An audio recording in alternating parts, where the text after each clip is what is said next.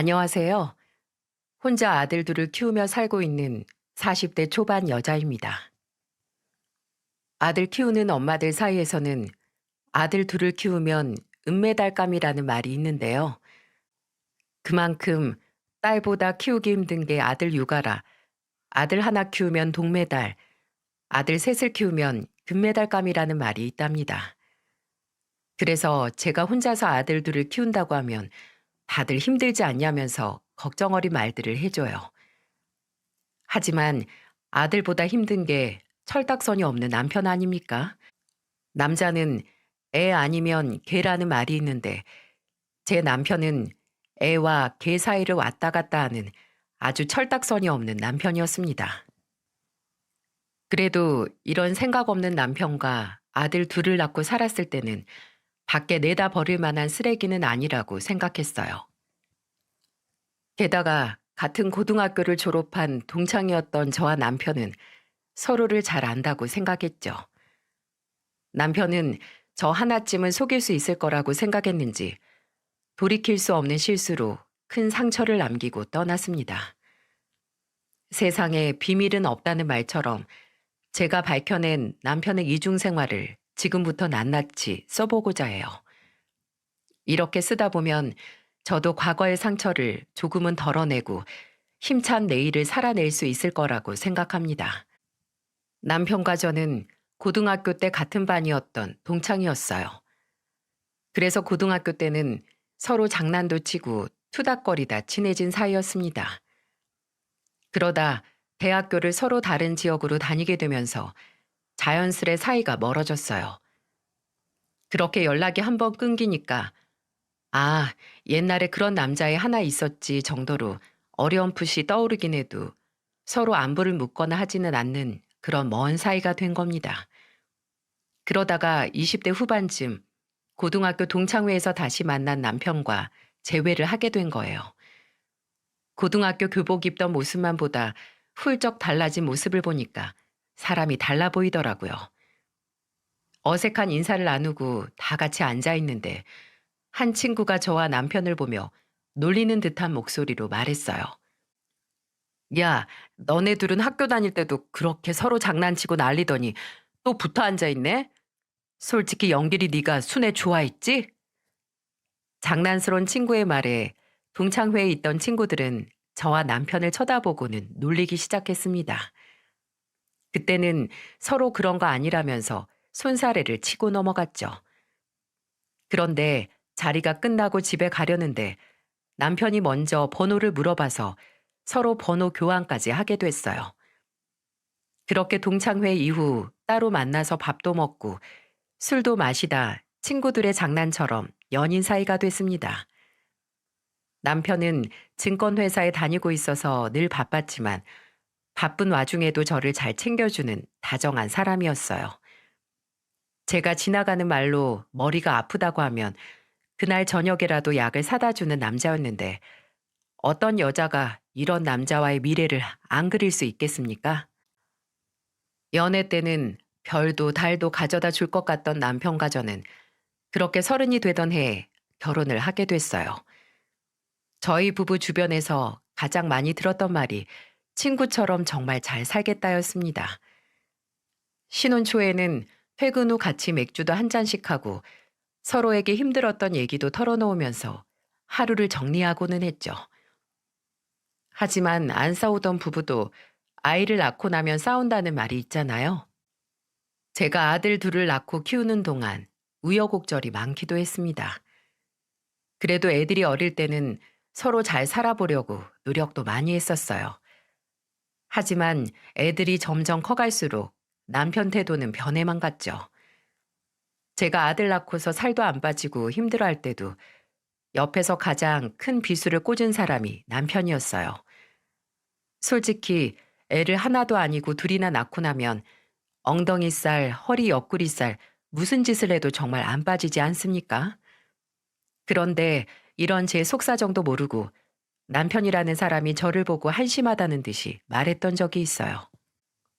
한 번은 첫째가 3살, 둘째가 돌이 막 지났을 때쯤 제 친정에 가서 초인종을 누르고 문이 열리길 기다리고 있었습니다.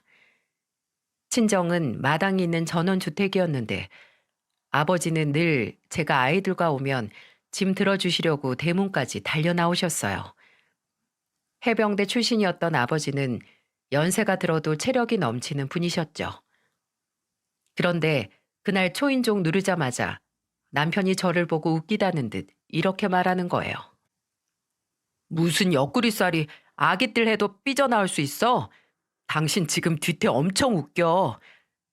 지금 애 안고 있는 날 보고 살이 눈에 들어와? 그럼 당신이 좀 안고 있던지.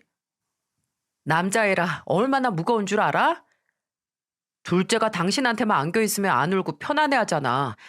그거 당신이 뱃살도 찌고 팔살도 찌고 살이 안 찐 곳이 없어서 다 편해서 그런 거라고. 아, 우리 아들이 그렇게 편안해 하는데 내가 막무가내로 나한테 오라고 어떻게 하나. 당신 지금 말 다 했어? 내가 헬스장이라도 등록해 줄 테니까 내일부터 가서 운동 좀 해. 그런 곳 가서 관리하는 여자들이 얼마나 많은지 좀 보라고. 아이 낳고 살이 찐 거는 제 몸인데 제가 모르겠습니까? 그리고 저도 시간만 있다면 헬스장 가서 운동하고 집에 와서 시원하게 목욕까지 하고 싶은 사람이었어요. 그런데 아직 한창 손 많이 가는 아이들이 있는데 어떻게 운동을 하러 가라는지 남편 말이 참 답답하게만 느껴졌습니다. 그런데 그때 아버지가 화가 잔뜩 난 불독 같은 얼굴을 하고 대문을 열더니 남편을 보며 화가 잔뜩 난 목소리로 소리쳤어요. 어디 아들을 둘이나 키우는 애 아빠가 바람 불며 날아갈 것처럼 삐쩍 말랐어. 얼씨구, 얼굴 피부가 기름 잘잘 흐르는 게 김서방 요즘 살만한가 봐. 내 딸은 출산하고 손목이며 어깨며 삭신이 쑤신다는데 자네 집안일 손 하나 까다가 안 하는 건가? 장인어른, 그게 아니고요. 제가 얼굴에 선크림을 발라서 그래요. 원래는 좀 푸석푸석해요. 남편은 아버지를 보자마자 기어 들어가는 목소리로 말을 하는 거예요. 저희 아버지가 해병대 출신인데다가 전후에도 왕성하게 활동하셨던 분이라 이런 남자답지 못한 남편의 행동을 보면 언성을 높이시곤 하셨죠. 그런데 저희 아버지가 남의 집 귀한 아들 처음부터 이렇게 눈치 주셨겠어요? 사위 사랑은 장모가 아니라 장인어른이 하는 건가 싶을 만큼 아버지는 사위를 아들처럼 아끼셨습니다. 오죽하면 제 여동생이 형부가 아니라 위로 오빠가 생긴 것 같다고 할 정도였으니까요. 늘 아들 있는 친구를 부러워하던 아버지는 사위를 정말 친아들처럼 아끼셨는데 결혼 후 남편이 점점 게을러지고 가정에는 소홀하다는 걸 알게 된 후부터 남편한테는 호랑이 교관처럼 대하기 시작한 겁니다. 그날도 초인종이 울리길래 인터폰으로 문을 열어주고 대문으로 가려는데 남편이 저를 놀리면서 하는 얘기를 인터폰 너머로 전부 듣고 계시다가 화가 나서 나오셨던 거예요. 그래서 남편은 오자마자 화난 아버지 얼굴을 보고는 기겁한 표정으로 있었고 호랑이 같은 아버지는 토끼처럼 벌벌 떠는 남편을 보며 놀리는 듯한 목소리로 이렇게 말했습니다. 아, 마침 잘 됐네. 선크림 발랐다니까 우리 집 잡초 좀 같이 뽑아. 혼자 하려니까 손도 많이 가고 너무 많았는데 마침 자네 오기만 기다렸네. 제가 도와드리고 싶은데 애들도 둘이나 있고 제가 좀 도와야죠. 육아는 혼자 하면 힘들잖아요. 아기띠도 우리 딸이 메고 있고 큰애도 우리 딸 손만 잡고 있는데 자네가 뭐 하겠다고. 애들은 거짓말을 못해. 얼마나 애들을 안 봐주면 애들이 엄마한테만 딱 붙어 있을까. 큰손주 할아버지한테만 말해봐. 아빠랑 뭐하고 놀았어? 아버지가 제 손을 잡고 서 있는 큰아들을 보며 물었고 큰아들은 아버지의 물음에 수줍은 듯이 말했습니다. 아빠는 피곤하니까 깨우면 안 된대요. 아빠가 자야 되니까 엄마한테 가서 놀아달라고 하래요. 엄마가 더 좋아요. 애들은 거짓말 못한다고 하는 말이 딱 맞아요. 큰손자 말 듣자마자 아버지는 무서운 얼굴로 남편을 쏘아보셨고 남편은 죄인처럼 푹 고개를 숙였습니다. 그날 남편 집 내려놓자마자 아버지 손에 이끌려서 마당에 있는 잡초를 전부 뽑고 왔어요. 남편이 아버지한테 모자라도 달라고 하자 아버지는 남편을 보면서 이렇게 소리쳤습니다. 얼굴에 선크림 떡칠했으면 됐지. 사내 놈이 무슨 모자야? 호랑이 굴에 올 땐 만반의 준비를 하고 왔어야지. 처가 문 닳도록 오는 것도 아니고 어쩌다 한 번씩 오면서 그 잠깐도 못 속여? 진짜 얼마나 우리 딸을 무시하고 살았으면 처가댁 대문 앞에서도 그딴 막말을 해. 뭐 살이 어쩌고 저째? 내가 진짜 내 사위만 아니었어도 한 주먹감이었어. 알긴 알아? 아버지가 두 주먹을 불끈 쥐며 말하자 남편은 벌떡 일어나 아버지와 멀찍이 떨어진 곳에서 풀을 정리하고 있는 게 보였어요. 얼마나 속으로 통쾌했는지 모릅니다. 그동안 저 출산하고 살쪘다면서 얼마나 잔소리를 해댔는지 몰라요. 그런데 그날 아버지 손에 이끌려 해가 중천에 떠있던 점심부터 마당 잡초를 뽑더니 그날 이후로는 살 빼란 말 입 밖으로 한마디도 안 하는 거 있죠? 그날 남편 저한테 살 얘기 잘못했다가 호되게 당한 이후로는 살 빼라는 말 절대 안 합니다. 하지만 저와 제 남편 사이는 애들이 커갈수록 점점 멀어져만 갔어요. 그런데 사이가 멀어져도 다른 부부도 다 이렇게 살고 있다고 전 생각했어요. 우연히 택시를 탔다가 듣게 된 라디오에서도 부부는 사랑보다 전우애로 산다는 말을 듣게 되니까 이제는 남편과 사랑보다는 우정으로 살아가겠구나 싶었습니다. 하지만 남편은 저와 생각이 달랐던 것 같아요. 첫째가 유치원에 처음 입학하던 날 남편의 한탄 섞인 말을 듣고 제가 큰 충격을 받았는데 아직도 그 말이 제 머리에서 지워지질 않습니다. 솔직히 남편이 저를 친구라고 생각하고 조금이나마 인간적인 존중을 가졌다면 그런 말을 할 수 있었을까 싶어요. 남편과 맞벌이라 누구보다 남편 도움이 절실했는데 늘 바쁘다는 말을 달고 사는 남편 때문에 오로지 육아를 혼자 감당하고 있었죠.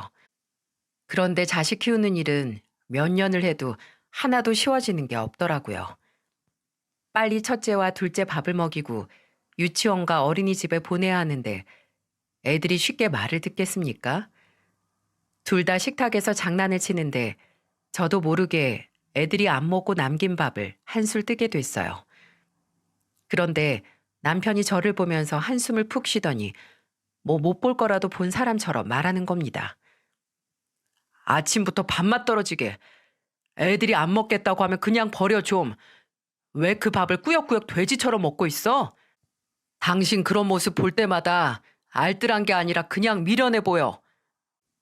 엄마들이 애들이 먹기 싫다고 미뤄둔 밥 먹는 거 흔한 일 아닌가요? 밥 숟가락 떠줬는데 아들이 안 먹겠다고 하면 그동안 제가 종종 먹어왔는데 그날따라 저한테 남편이 미련해 보인다고 뭐라고 하는데 기가 막히더라고요. 그래서 저는 화가 나서 아들 숟가락을 식탁 위에 소리가 나게 내려두고는 남편을 보고 소리쳤어요. 미련해 보인다고? 애들 밥 안 먹겠다고 난리치고 식탁에 앉기도 싫다고 울고 불고 떼를 쓰는데도 자긴 혼자 밥 먹겠다고 자기 밥 아파서 그렇게 먹는 거 보면 나야말로 당신 미련해 보여. 아들이 둘인데 첫째는 당신이 좀 챙길 수도 있잖아. 난 당신보다 출근 빨리 해야 되는데 어떻게 챙겨? 그리고 애들이 엄마 말을 더 잘 듣겠지 내 말을 듣겠어? 당신이 얼마나 애들이 신경 하나 안 쓰면 애들이 당신 말을 안 듣겠어? 맨날 새벽까지 출근하는 것도 아니고 오늘처럼 늦게 가는 날은 애들 좀 챙겨.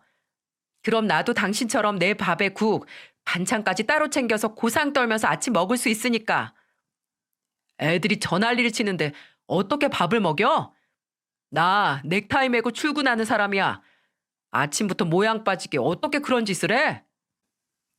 아들을 둘씩이나 둔 남자가 애들 아침 챙겨주는 걸 그런 짓이라고 말하는 사람 들어본 적 있으신가요?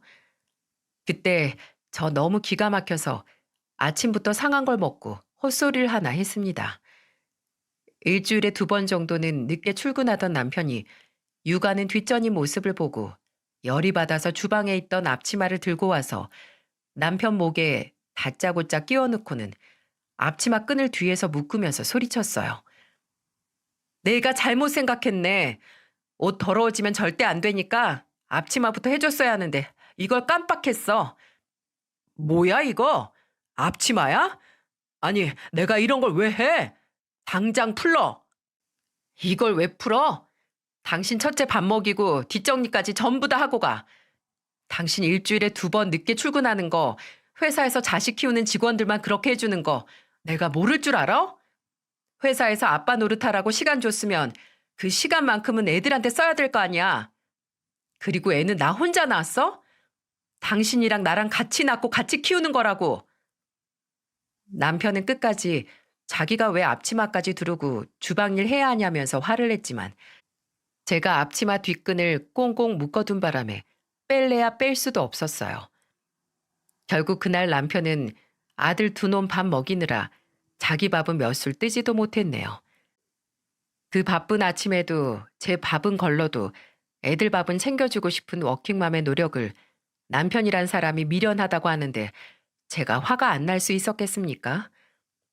그날 남편은 극기 훈련보다 더한 2 아들 밥 먹이기를 끝내고서야 겨우 출근할 수 있었습니다. 진짜 이날 남편이 저한테 했던 미련하다는 말은 아직도 충격적이네요. 왜 남자들은 애들 키우면서 달라지는 아내 모습을 미련하고 억척스럽게만 보는 건가요? 둘이 좋아서 한 결혼인데 왜 이렇게 저 혼자만 발 동동 구르고 사는지 답답하기만 했어요. 이런 상황에 시댁이라도 마음 편한 곳이었으면 모르겠는데 제 시모는 그야말로 말에 칼이 달린 분이셨습니다. 남편이 가끔씩 막말할 때마다 시모 얼굴이 겹쳐 보일 만큼 둘이 아주 비슷했어요. 한번 새해라서 애들 데리고 시댁에 갔던 적이 있었는데 그때 저 정말 황당해서 뒤로 뒤집어질 뻔했습니다. 시부는 저한테 늘 따뜻한 말을 먼저 해주시는 분이셨는데 시댁에서도 애들 챙기느라 정신없는 저를 보면서 걱정스러운 목소리로 이런 말을 하셨어요. 우리 며느리가 애들을 이렇게 잘 챙겨주니까 우리 손자들이 쑥쑥 잘도 크네. 회사 다니랴 애들 보랴 정신이 하나도 없지? 처음보다는 덜 힘든데 남자애들이라 그런지 이제는 체력이 안 따라줘서 좀 힘들어요. 그럴 때 남편이 좀 도와줘야 하는데 내 아들이지만 저렇게 무심한 놈 처음 본다. 오늘 온 김에 홍군형 좀 내줄까? 시부는 저한테 이런 말들을 하면서 늘 제 편을 들어주셨습니다. 하지만 제가 시부랑 이런 대화를 하고 있으면 듣기 싫어하는 사람이 시모였어요. 저도 아들을 둔 사람이고 자식 키우는 입장이지만 어쩜 저렇게 자기 아들밖에 모를까 싶은 마음이 듭니다. 그때 시부가 장난치듯이 홍군형 낸다는 말을 하니까 시모가 정색을 하면서 시부한테 이렇게 말했어요. 아, 당신은 지금 누구 편을 드는 거야? 세상에 남자가 밖에서 그 정도 월급 벌어오면 고마워해야지. 왜 밖에서 힘들게 일하는 남편을 못 잡아먹어 안달이야? 나 참 기가 막혀서 원. 왜 또 그래? 일은 연기리만 하나? 우리 며느리도 일하러 다니느라 바쁜데 매번 이렇게 혼자 애들 보니까 그렇지. 지금도 봐. 아무리 부모 집에 왔어도 처자식 데리고 왔으면 새해인데 나와서 다 같이 얘기도 해야지. 피곤하다고 혼자서 방에 쏙 들어가 자빠져 자고 있잖아. 자식한테 자빠져 자고 있다가 뭐야? 그리고 내가 말을 안 해서 그렇지. 며느리 너도 그래. 솔직히 뭐 대단한 회사 다닌다고 그렇게 죽어라 나가는 거냐? 그냥 집에서 애들이나 보면 너도 안 힘들고 좋잖아. 근데 왜 괜히 꾸역꾸역 뭐 대단한 일 하는 것도 아니면서 일하면서 애 보느라 힘들어 죽겠다면서 유세를 떨고 다녀? 시부와 별 뜻 없이 대화를 나누던 중 갑자기 불똥은 저한테 튀었고 시모는 저한테 대뜸 화를 내기 시작했어요. 그런데 정말 어이가 없던 건 저였습니다. 사람들이 남편 증권회사 다닌다고 하면 돈을 진짜 많이 벌어오는 줄 알아요. 그런데 이상하게 남편 월급은 남들이 예상하는 금액과 달랐고 그때마다 남편은 본인이 실적이 안 좋아서 인센티브가 없다면서 말을 했죠. 이런 상황인데 요즘 같은 시대에 외벌이로 아들 둘 키울 수 있겠습니까? 그래서 저는 시모가 무슨 대단한 회사도 아닌데 꾸역꾸역 다니고 있냐고 했을 때 정말 자세한 사정도 모르면서 무시하는 게 어처구니 없었습니다. 저 그때 얼마나 어이가 없었으면 버럭 화를 내는 시모를 보면서 어이없다는 목소리로 말했어요. 어머님 아들 월급 명세서 보여드릴까요? 그 돈으로 내 식구 살기 빠듯해요. 제가 같이 벌고 있으니까 이만큼 사는 거지. 남편 월급으로만 살았으면 벌써 빚더미예요. 아파트 대출이자에 생활비까지 혼자 벌어서 어떻게 감당해요? 우리 아들 증권회사 다니는 애야. 그런데 네가 살림을 어떻게 했으면 그 돈으로 내 식구가 못 산다는 말을 해? 그러니까요. 남들이 제 남편 증권회사 다닌다고 하면 돈 잘 벌겠다면서 부러워하는데 남편은 맨날 자기 실적이 없어서 월급 외에 보너스도 잘 안 나온다면서 그렇게 늘 돈 없다는 말만 해요. 제가 이 상황에 어머님 말처럼 회사 그만두고 집에서 애들만 보고 있었으면 어머님 아들 등골 빼먹는 거예요. 저 집에서 정말 애들만 볼까요? 어떻게 생각하세요? 너희들 일을 왜 나한테 물어? 둘이 알아서 해. 제가 이렇게 말하자 시모는 당황한 듯 손부채질을 하는 겁니다. 그렇게 뭣도 아닌 회사 다닌다면서 유세 떤다고 하시더니 제가 현실을 자세히 알려드리니까 당황해 하시는 거예요. 시부는 시모를 보면서 어이가 없다는 듯 말했습니다. 나는 우리 딸이 당신 같은 시어머님 생길까봐 시집 안 갔으면 좋겠어. 어쩜 그렇게 자기 아들만 아는지. 내가 진짜 며느리 손자볼 낯이 없다. 진짜 오죽하면 시부가 이런 말을 하시겠어요? 시부 말을 듣자마자 시모는 자리에서 벌떡 일어나더니 방에서 코골며 자는 남편 깨워서 애들 좀 보라면서 한 소리를 하는 게 아니겠습니까? 그때 시모가 남편한테 이런 소리를 했어요. 너는 학교 다닐 때도 잠만 자더니 자식 낳고도 잠만 자? 정신 차린 줄 알았더니 너는 왜 이 모양이야? 아유, 속 터져. 너 때문에 내가 기도 못 피고 살잖아. 시부는 그 소리를 듣고 저를 보면서 같이 웃었습니다. 그제야 잠에서 깬 남편이 거실로 나와 앉더니 가족들과 같이 둘러앉았어요. 그날 너무 웃겼던 건 제가 정말 회사라도 그만둘까봐 시모가 저한테 힘들면 가끔씩 애들 맡기라는 말까지 했다는 거예요. 저 말이 과연 저를 위해서 한 말이겠습니까? 누가 봐도 시모가 말 한 번 잘못해서 제가 진짜 회사 그만두고 집에만 있을까봐 덜컥 겁이 나서 한 말로 들리지 않나요? 그래서 시모 말에 한 3번 정도 애들 맡겼던 적도 있었죠. 그랬더니 딱 3번 봐준 이후로는 제 전화도 피하고 애들 문제로 이래라 저래라 하지도 않으십니다. 진짜 육아는 직접 해보기 전까지 남이 이래라 저래라 할 수 있는 일이 아닌 것 같아요. 그렇게 애들은 커가는데 남편 벌이는 똑같고 정말 사는 게 왜 이렇게 갈수록 팍팍해지나 답답해져만 갔습니다. 그런데 한 번은 저도 너무 이상한 거예요. 한 회사에서만 그렇게 10년도 넘게 일했는데 월급이 제자리 걸음인 남편이 미심쩍었습니다. 그래서 한 번은 짚고 넘어가야겠다 싶어서 야근하고 돌아오는 남편을 기다렸어요. 그쯤 남편이 야근도 많고 자주 늦게 들어와서 올 때까지 기다리는 거 말고 답이 없었죠. 그래서 졸린 눈 비벼가며 남편을 기다리는데 잠도 안 자고 기다리는 저를 보고는 깜짝 놀라는 거예요. 꼭 한밤중에 과자 몰래 꺼내 먹다 걸린 애들처럼 놀라는 남편을 보고 전 이렇게 말했습니다. 못 볼 거라도 봤어? 왜 그렇게 놀래? 귀신처럼 떡하니 앉아있으니까 그렇지. 왜 잠도 안 자고 거기 그렇게 있는데. 당신 여기로 와서 좀 앉아봐. 내가 아무리 생각해도 이상해서 그래. 뭐가 또 그렇게 이상한데? 일하고 와서 피곤한데 왜 그래 또. 그러니까 그게 이상하다는 거야. 당신 이렇게 죽어라 밤낮 없이 일하는데 월급이 그 모양인 게 말이 되냐고. 왜 또 월급으로 그래? 그럼 내가 실적이 없는 걸 어떡하냐고. 없는 걸 있다고 만들어낼 수도 없잖아. 아무리 실적이 중요하다지만 이건 아닌 것 같아. 그래도 기본 월급은 올라야 할 거 아니야. 10년이면 강산도 변한다는데 당신 월급은 뒷자리만 바뀌고 앞자리는 잘 바뀌지도 않잖아. 당신 혹시 딴 주머니로 월급 빼돌려? 아니면 보너스 다 빼돌리고 있는 거 아니야? 저는 그동안 부담 줄까봐 못했던 말을 나를 잡고 물어봤어요. 솔직히 같이 사는 입장에서 충분히 할 수 있는 질문 아닙니까? 자영업이면 얼마나 어떻게 쓰는지 가게로 가서 대충이라도 알 수라도 있지. 직장인 월급은 솔직히 회사를 쳐들어갈 수도 없는 노릇이고 제가 붙들어 놓고 물어볼 수 있는 사람은 남편뿐이었죠.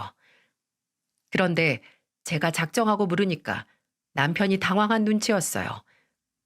그러더니 한참을 횡설수설하며 말을 돌리다가 진짜 말 안 하려고 했는데 하겠다면서 저한테 실토를 하는 겁니다. 당신 동창 중에 김세용 알지? 내가 워낙 실적이 안 좋아서 벌리는 돈이 없으니까 걔가 나 통해서 투자하겠다고 10억을 투자했어. 완전 확실한 정보라서 이것만 잘 되면 나 연봉 계약서도 다시 쓰고 보너스도 받게 될 거야. 그게 그렇게 큰 투자야? 그 회사에 10억 말고 더 투자하는 사람 많을 거 아니야. 세용이가 자기 말고도 주변 지인 몇 명 더 모아와서 금액이 좀 커. 그래서 나 요즘 야근하고 바쁜 거라니까. 그러니까 걱정 마. 그동안 없는 월급으로 사느라 수고했어. 이번에 당신한테 제대로 한번 보여줄게. 그런 일이 있었으면 미리 얘기해주면 될 거 아니야. 왜 말을 안 해서 사람 속을 터지게 만들어? 애들 점점 커가고 내년이면 큰애는 초등학교 들어갈 텐데 알고는 있어? 알고 있으니까 내가 이렇게 발에 땀나도록 뛰는 거잖아. 딱 기다려. 내가 당신이랑 애들한테 떳떳한 모습만 보여줄게.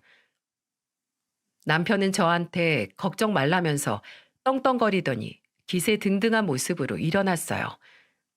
저는 갑자기 달라진 태도에 당황스러웠지만 친하진 않지만 들어본 적 있는 동창 이름까지 꺼내면서 저러는 걸 보니 기다리면 잘 풀릴 줄 알았습니다.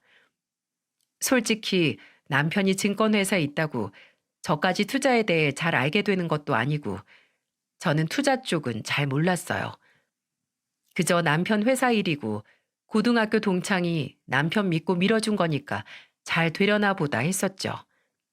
하지만 그 동창이었던 김세용이 남편을 믿고 한 투자가 저희 가정에 어떤 영향을 끼치게 될지 아무도 예상하지 못했습니다. 다른 날과 다름없이 회사에서 일을 하고 있는데 동창 세용이한테 전화가 왔어요. 나한테 전화할 일도 없고 따로 연락해 본 적도 없는 세용이가 왜 전화를 했나 싶었죠. 그래서 의아한 채 전화를 받아보니 세용이가 회사 앞에 와 있다고 저를 불러내는 거예요. 마침 점심시간이기도 했고 세용이 덕분에 남편 실적이 오른다니까 밥이나 한 끼 사줘야겠다 하는 마음으로 나갔습니다.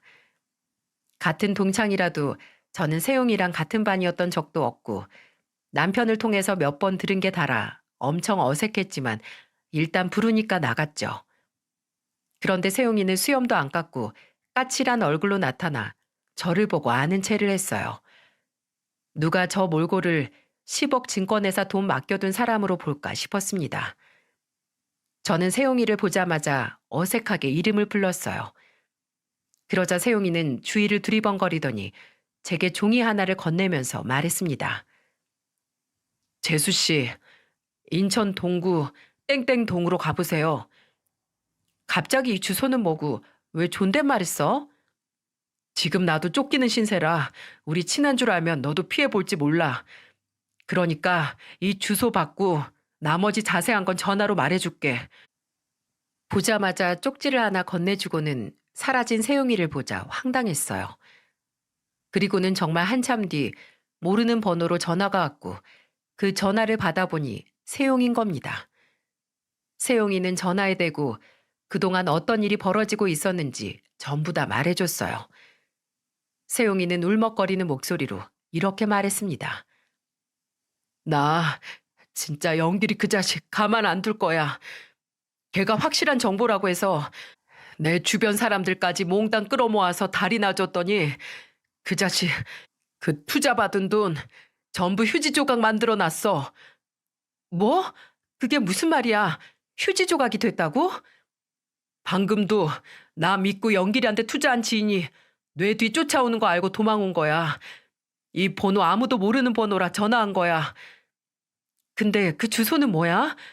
거기 가면 대체 뭐가 있길래 가보라는 거야? 난 이렇게 남들한테 쫓기고 있는데 김영길 그 자식은 투자 말아먹고도 아주 천하태평이더라. 그래서 내가 뒤 좀 밟았더니 그 자식 뒷주머니 제대로 차고 있었어. 내가 이렇게 말해봐야 아무 소용 없으니까 네가 직접 가서 봐. 대뜸 주소만 주고 직접 가라고 하면 무서워서 어떻게 가. 내가 동창으로 너 불쌍해서 알려주는 거야.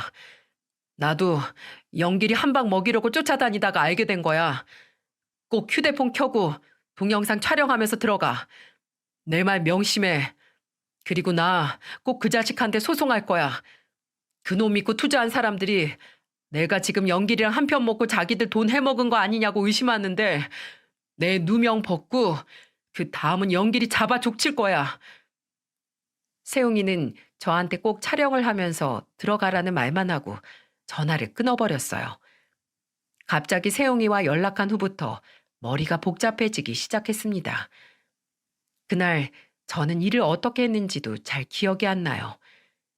친정 엄마한테 애들 하원 좀 대신 가달라고 부탁하고 세용이가 준 주소로 택시를 타고 갔습니다. 정말 가는 내내 멀미를 하는 것처럼 가슴이 울렁거리고 속이 불편했어요. 게다가 불안감이 커질수록 손이 떨리고 머리가 아파오기 시작했죠. 그러다 택시가 종이에 적힌 주소에 도착했을 때는 숨이 안 쉬어지는 기분이었어요. 그래도 자꾸 나쁜 생각이 들어 남편한테 전화를 했습니다. 저는 전화기 너머로 남편한테 이렇게 물었어요. 여보, 오늘 몇 시에 들어와? 아, 오늘 좀 늦을 것 같은데. 그 큰손 투자자들한테 투자 설명도 해줘야 하고 앞으로 어떤 방향으로 진행될지 미팅하는 날이야. 바쁘겠네. 그 미팅은 그럼 회사에서 하는 거야? 그럼 회사에서 해야지. 아주 중요한 내용인데 아무 데서나 할 수 없잖아. 그래, 알았어. 새벽에라도 꼭 집에 들어와. 남편은 제 전화에도 미팅이 있어서 늦는다며 대답을 했습니다. 그 주소로 가는 내내 저는 최악의 상황으로 남편이 외도를 하는 건가 하는 생각을 했어요. 그래도 아닐 거라고 믿고 싶었고 남편이 야근을 한다는 말이 사실이기만을 바랬습니다. 호흡을 가다듬고 택시에서 내린 뒤 종이에 적힌 층으로 올라가려고 엘리베이터에 올라탔습니다. 한 층 한 층 올라 엘리베이터 숫자가 올라갈 때마다 등골이 서늘하고 심호흡을 크게 하며 숨을 가다듬었어요. 그렇게 종이에 적힌 층에 도착했고 저는 떨리는 문 앞에서 어떻게 들어가야 하나 두려웠습니다. 솔직히 이 문을 열고 나면 돌이킬 수 없는 큰 상처를 받을 것만 같았어요. 그런데 그때 마침 배달원이 그 집 초인종을 눌렀고 저는 그 틈에 휴대폰을 켜고 동영상 촬영을 시작했습니다. 문이 열리고 배달 음식을 받으러 나온 사람을 보고 저는 깜짝 놀랐어요. 바로 편한 옷을 입은 남편이었던 겁니다. 저는 사람을 보고도 헛것을 보고 홀린 사람처럼 문이 닫히기 전에 문틈으로 잽싸게 들어갔어요. 그리고 눈앞에 펼쳐진 광경을 보고 저는 경악을 금치 못했습니다. 제가 현관까지 따라 들어왔고 인기척을 느낀 남편이 뒤를 봤다가 저를 보자마자 들고 있던 배달 봉지를 바닥에 떨어뜨렸어요. 저는 그때야 세용이가 왜 휴대폰으로 촬영하면서 들어가라고 했는지 이해할 수 있었습니다. 그 정신없는 와중에도 핸드폰을 붙들고 남편을 보면서 소리쳤어요. 미팅한다면서 이 여자가 큰손이야? 이 여잔 대체 얼마나 투자한다는데. 제가 휴대폰 카메라를 쥐고 촬영하면서 묻자 남편은 제 휴대폰을 뺏으려고 했어요. 저는 절대 뺏기지 않으려고 남편 손을 있는 힘껏 깨물었습니다. 그리고 저는 본격적으로 집 내부를 찍기 시작했어요. 그런데 정말 웃긴 게 분명 내 남편이었던 사람이 낯선 여자와 찍은 웨딩 사진까지 걸어두고 거기서 정말 제 집처럼 지내고 있는 거예요. 저는 그 집에서 불청객 같다는 느낌까지 들었습니다. 남편은 아픈 손을 감싸주면서 저한테 뭐라고 했는 줄 아세요? 글쎄 저한테 소리치면서 이렇게 말하는 거예요. 남의 집에 신발까지 신고 들어와서 뭐 하는 거야? 지금 남의 집이라고 했어? 여기 누구 집인데? 당신이야말로 남의 집에서 반팔에 반바지에 자기 집처럼 그렇게 있어도 되는 거야? 일단 나가. 나가서 얘기해. 내가 다 설명할게. 어딜 나가? 여기 이렇게 눈으로 보면서 당신이 하나하나 설명할 게 수두룩한데 어딜 나가냐고. 저는 그때 너무 열이 받아서 거실에 차려둔 상을 엎어버렸습니다. 그리고 두 사람이 나란히 찍은 웨딩 사진도 떼서 바닥에 던져버렸어요. 바닥에 내동댕이 쳐진 액자를 보자 정말 기가 막혔습니다. 내 남편이 다른 여자 웨딩 사진 찍은 거 보면 어떤 기분일 것 같으신가요? 그때 느낀 더럽고 추잡한 감정이 지금도 생생합니다. 제가 다 때려 부시고 있으니까 남편은 제 어깨를 붙들며 말했어요. 무식하게 진짜 왜 이래? 당신이 이렇게 억척스럽게 구니까 이런 일이 벌어진 거야. 지금도 내 탓하고 싶어서 당신 입이 근질근질하지?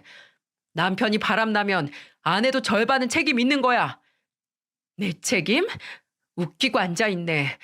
너 같은 쓰레기 새끼가 하는 말 듣고 내가 벌벌 떨 줄 알았어? 이게 다 뭔데? 너 여기서 살림 차렸니? 군뱅이도 구르는 재주가 있다더니 네가 감히 두 집 살림을 해? 그러니까 네가 잘했어야지. 내가 밖으로 돌고 싶은 마음 안 들게 남편 대접해주고 존중해줬으면 내가 이렇게 했겠냐고. 야, 진짜 뚫린 입이라고 아무 말이나 내뱉는 걸 보니까 네 수준 알겠다. 안 봐도 전현이나 너나 수준 똑같겠지. 저는 자기 잘못도 모르고 악을 쓰며 화내는 남편과 싸우다 구석에 3살 정도 되는 애를 끌어안고 있는 여자한테 갔어요. 그리고 그 여자를 보면서 이를 악물고 소리쳤습니다. 본처가 여기까지 쳐들어와서 뒤집어 엎었을 땐 상간녀 때려잡고 끝장 보겠다는 거야. 둘이 웨딩 사진까지 찍으니까 진짜 본처라도 된 줄 알았어? 사모님, 오해예요. 저 정말 몰랐어요. 그리고 결혼식 없이 사진만 찍었어요. 저 이혼한 지 1년 됐고요. 저 사람 전처랑 사별했다고 했다는 말 믿은 죄밖에 없어요. 그럼 지금 나 죽었다 살아난 사람인 거야? 전후 사정 어쨌든 둘이 바람난 건 지울 수 없는 사실이야. 나 이거 다 알게 된 순간부터 두 사람 어떻게 보내버려야 내 자식들 지키고 내 눈에 피눈물 안 날까 그 생각만 해. 네 새끼 소중하면 내 새끼 소중한 줄도 알았어야지. 애들이 있는 줄도 몰랐어요. 정말이에요. 저도 정말 속았다고요. 사모님 진정하시고 제 말 좀 들어주세요. 그렇게 억울하면 법정에서 말해. 여기서 구구절절 떠들어봐야 난 당신 말 하나도 안 믿으니까. 저는 애를 끌어안고 억울하다 말하는 상간녀한테 법적으로 싸워보자며 협박에 가까운 말을 하고 그 자리에서 일어났어요. 그리고는 한심하게 서 있는 남편을 보자 열이 받아 옆에 있던 휴지곽을 던져버렸습니다. 모서리에 맞고는 아프다고 쩔쩔매는 남편을 보면서 화가 난 목소리로 소리치며 말했어요. 너 같은 바보 칠푼일 믿고 인생 내던진 거 보면 저만한 큰 손 투자자가 없긴 하네. 그래도 여기까지 오면서 설마 했는데 두 집 살림할 거라고는 꿈에도 생각 못했다가 이제 알았어. 그동안 야근한다고 새벽에 들어왔던 거, 월급이 반토막짜리였던 거. 왜 그랬는지 이제야 눈치챈 내가 바보다. 사별? 그래, 내가 당신 죽이고 과부팔자로 살아볼게. 진짜 사별은 너 말고 내가 할 테니까 너 목숨 잘 붙들고 있어. 신발을 신고 있던 저는 맨발로 서 있던 남편 발을 마지막으로 있는 힘을 다해 지려밟았습니다. 그리고 따라오지 말라고 경고한 채 나갔어요. 심장 소리가 제 귀에도 들릴 정도로 컸습니다. 저는 그날 친정 엄마한테 애들을 맡겨놓은 것도 잊은 채 집에서 남편 짐을 모조리 뺐습니다. 들어가는 길에 일반 쓰레기 봉투 가장 큰 걸 사서 집에 있는 남편 짐을 모조리 담았어요. 쓰레기처럼 대충 쓸어 담는데도 억울해서 눈물이 나더라고요. 그동안 애들 키우느라 고생한 저한테 따뜻한 말 한마디 안 해주던 사람이 두 집 살림까지 하던 걸 눈으로 보니까 충격이 컸어요. 그래도 저는 애들을 생각해서라도 씩씩해지려고 노력했죠. 집 밖에 짐을 버리듯이 내놓자 정말 새벽에 나타난 남편이 문을 두드리면서 말했어요. 여보, 짐을 이렇게 다 빼면 어떡해? 나 출근은 어떻게 하라고? 진짜 감정적으로 이러지 말고 나랑 얘기 좀 해. 나 지금 엄청 이성적이야. 출근을 왜 여기서 해? 이제 다 알게 됐는데 그년한테 가서 아침 차려달라고 해. 신고하기 전에 꺼져라. 나도 그만하려고 했는데 그 사람이 자꾸 날 잡고 안 놓는데 어떡해. 터진 입이라고 계속 떠들면 다신 헛소리 못하게 꼬매버리는 수가 있어. 당장 내 집에서 안 꺼지면 경찰 부를 테니까 각오해. 아무리 가라고 해도 가지도 않고 문을 두드리는 동에 결국 경비 아저씨가 남편을 끌어내고서야 조용해졌습니다. 그리고 다음 날 변호사를 선임해 제가 찍었던 영상을 증거로 두 년놈들을 고소했어요. 저는 아들 낳고 산 세월이 정말 모조리 다 부정당하는 기분이었습니다. 그렇게 남편한테 이혼 소송을 걸고 상간녀한테도 위자료 소송을 걸었어요. 그런데 며칠 뒤 소장을 받았는지 상간녀가 저를 찾아왔습니다. 그리고는 제게 다짜고짜 무릎을 꿇고 울면서 말하더군요. 사모님, 저 정말 염치 없는 거 아는데 너무 억울해서 왔어요. 제발 제 얘기 좀 들어주세요. 억울하다고 했어 지금? 네가 어떻게 억울하다는 말이 나와? 차라리 절 몇 대 때리세요. 그렇게 해서라도 제 말 들어주신다고 하면 정말 저 죽기 전까지 맞을게요. 상간녀는 오늘 작정하고 왔다는 듯 저보고 몇 대 치라고 하는 거예요. 그래서 저는 정말 뺨을 3대 내려쳤는데 글쎄 그 여자가 이를 악물고 참는 겁니다. 뭐가 그렇게 억울하다는 건지 드러나 보자 하고 같이 의자에 앉았어요. 그 상간녀는 돌싱들이 모여있는 카페를 들어가더니 남편이 쓴 글을 보여줬습니다. 글 내용을 보니 기가 막혔어요. 이번에 카페에 가입한 김영길입니다. 5년 전 아내와 사별을 홀로 지내다 이제 좋은 인연을 만날 용기가 생겨서 이렇게 가입했습니다. 저와 비슷한 처지에 있는 분들 만나보고 싶네요. 멀쩡히 살아있는 마누라 두고 사별이라니 진짜 어이가 없고 코웃음이 났습니다. 제가 어처구니 없다는 듯 코웃음을 치니까 상간녀가 저를 보며 말했어요. 저도 남편이랑 헤어지고 처음 만난 사람이 그 남자였어요. 정말 몰랐어요. 사모님 믿지 못하실까 봐. 이거 사모님 남편이랑 우리 아들 유전자 검사한 결과지예요. 정말 저 그 사람 만나서 살게 된 건 1년 반 정도밖에 안 됐습니다. 아무리 몰랐다고 해도 씻을 수 없는 상처 받으신 거 아는데 저도 정말 억울해서 그래요. 상간녀는 제가 혹시나 계속해서 의심을 할까 봐 유전자 검사지까지 가져온 겁니다. 그걸 보니 이 여자도 주제도 모르고 날뛰는 남편놈한테 당한 억울한 상황 같았어요. 게다가 남편이랑 살림 차려 사는 동안 월급도 제대로 안 가져와서 생활비 대출 받은 것도 있다며 고소를 취하해달라고 부탁했습니다. 저도 이제 이혼 후 혼자 아들들을 키워야 하는 입장이라 그 상간녀의 억울함이 느껴져 결국 고소를 취하해줬어요. 헤어진 남편과 사이에서 낳은 아들 유전자 검사까지 해오는 걸 보고 진짜 그 심정이 어땠을까 싶었죠. 결국 상간녀 고소를 취하해줬고 저한테 계속해서 고맙다며 말을 했어요. 그래서 저는 그 여자한테 한마디 해줬습니다. 혼자 애 키우는 거 힘든 거 아는데 사람 함부로 믿지 말아요. 네, 사모님, 죄송해요. 이번에 저도 제대로 알았어요. 정신 차리고 살게요. 그렇게 상간녀 고소를 취하하고 이혼 소송은 정말 한 치의 양보도 없이 밀어붙였어요. 시모는 아들 인생 망칠 거냐고 저한테 하소연했지만 이미 망한 인생 이혼한다고 얼마나 망하겠습니까? 그래서 꿋꿋하게 10원 한 장도 양보 없이 모조리 제가 다 받아냈어요. 재산 분할, 양육권, 친권 전부 다 제가 이긴 거나 다름없었죠. 저희 부모님은 소송이 끝나자마자 남편을 잡아 족칠 거라며 벼르기까지 했습니다. 근데 저희 부모님이 굳이 나서지 않아도 이 한심한 놈은 알아서 망하고 있더라고요. 글쎄 세용이가 그동안 남편과 짜고 치고 다른 투자자들 모으는 거 아니냐는 누명을 벗고 다른 투자자들과 소송을 시작한 거예요. 그야말로 세용이는 전세 역전되자마자 이때다 싶어서 믿었던 전 남편한테 할 수 있는 모든 복수를 시작한 겁니다.